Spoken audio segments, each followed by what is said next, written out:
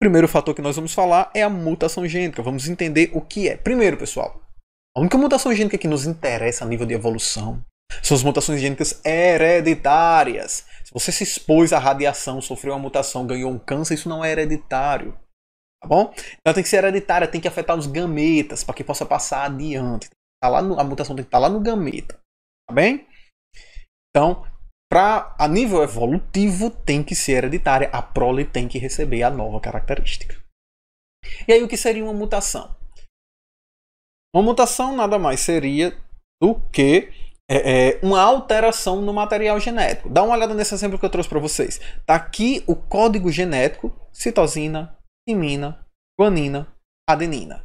E nós temos, isso aqui é um conteúdozinho básico lá do primeiro ano, ok? Tá no capítulo de bioquímica. Se você tiver alguma dúvida sobre DNA, vai lá no capítulo de bioquímica, assiste DNA e depois volta para cá. Bom, não tenho como explicar agora. Então, olha aí, nós temos aqui o DNA da hemoglobina e ele tem a seguinte sequência de nucleotídeos: C, T e T. A partir do processo de transcrição, nós construímos o RNA mensageiro G, que pareia com C, A, que pareia com T, A, que pareia com T. E essa trinca, ela é o código genético da glicina, aminoácido glicina, que vai formar as proteínas, ou proteína bioquímica. Volta lá para o primeiro ano, tem que ter essa base. Só que pode ocorrer uma mutação e a timina ser substituída por uma adenina. Veja o que aconteceu com o RNA mensageiro. G pareia com C, U que pareia com A que pareia com T. Mudou. A trinca agora, antes era GAA, que era o código genético para a glicina. Agora é GUA, que é o código genético para o aminoácido valina.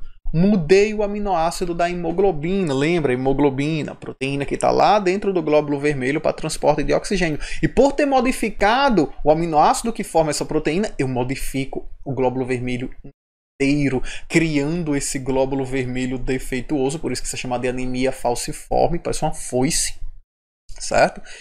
E esse glóbulo vermelho ele não consegue transportar oxigênio, é óbvio. A hemoglobina, que é a proteína responsável pelo transporte de oxigênio, sofreu mutação, não transporta mais, tá bem? E isso é hereditário, certo? O filho de um pai que tem anemia falciforme pode nascer com ela também. Então veja que esse tipo de característica é hereditária e interessa a nível evolutivo, ainda que isso aqui seja uma desvantagem da moléstia, né? Uma parte do sangue do cara não transporta oxigênio, ele fica cansado muito facilmente, né? Vai ter dificuldades aí para conseguir alimentação, vai ter dificuldades para sobreviver, enfim. Ok? Então, indo adiante, eu trouxe alguns exemplos de mutações para mostrar a vocês. Olha só a desgraça de Chernobyl, né? Na antiga União das Repúblicas Socialistas Soviéticas, na antiga União Soviética. Fizeram Bom, enfim, tem muito. Falam bastante aí sobre esse negócio de Chernobyl, né? Uma gambiarra, era um reator para fazer bomba nuclear. Fizeram uma gambiarra lá e colocaram ele para produzir energia. O bicho papocou, explodiu, tem muitas teorias acerca disso aí, e causou um verdadeiro estrago, vazou muito material radioativo. Bom, e aí, olha só, você olha, vixe, professor, quer dizer então que esse pessoal aqui foi exposto à radiação e começaram a derreter lá e aquele desmantelo todo? Não, meu povo.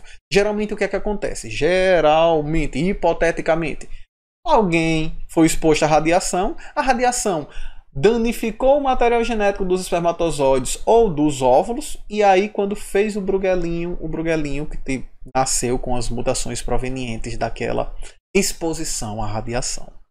Bem? Outro possível exemplo, né? Vietnã, durante a guerra do Vietnã, o pessoal jogou gás laranja lá. É um gás extremamente tóxico. Os soldados eles não suportavam aquele clima tropical úmido do Vietnã e tentaram destruir, jogava esse gás para matar insetos, para destruir as plantas, acabavam matando o povo também, já que o gás laranja é um agente químico bem tóxico. Bem, e aí, pelo visto, ele também era mutagente. Você vai, professor, o gás laranja bateu nessa mulher, ela começou a dissolver, a cara começou a desmanchar. Não, pessoal. Hipoteticamente, de novo, né? Nós não podemos afirmar com certeza que é assim, mas, por exemplo, a mãe dela inalou esse gás, o gás caiu na corrente sanguínea, causou mutações, afetou os óvulos, nasceu assim, então, ó, hereditário. Tá bem?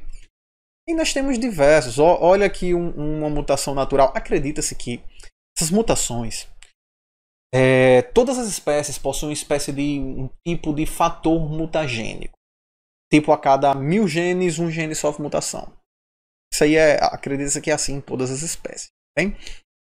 Nós humanos teríamos 22 mil genes, então todos nós carregaremos aí aproximadamente 22 mutações, supondo que o nosso fator de mutação é 1 a cada 1000 genes. Todo mundo carregaria 20.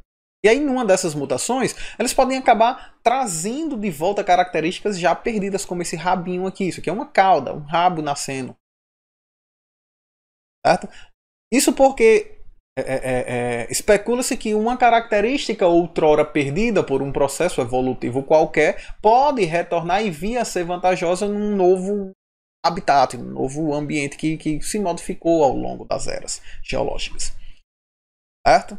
Temos aí essa mutação. Albinismo na espécie humana. Alguns casos de albinismo na espécie humana é mutação, se altera o material genético que seria o responsável pela produção do pigmento da melanina na pele, nos olhos, no cabelo, e não produz mais a melanina, você fica dessa maneira, tá bem? Mas a verdade é que a maioria esmagadora das mutações que a gente cataloga que geram novas características, geralmente isso acontece, certo?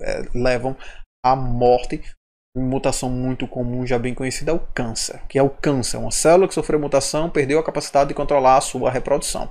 Isso costuma ser o resultado dessas mutações que geram essas tais novas características, tá bem? Um alelo letal. Ok? Então, pessoal, com isso finalizamos mutação. Vamos falar um pouco agora sobre recombinação gênica.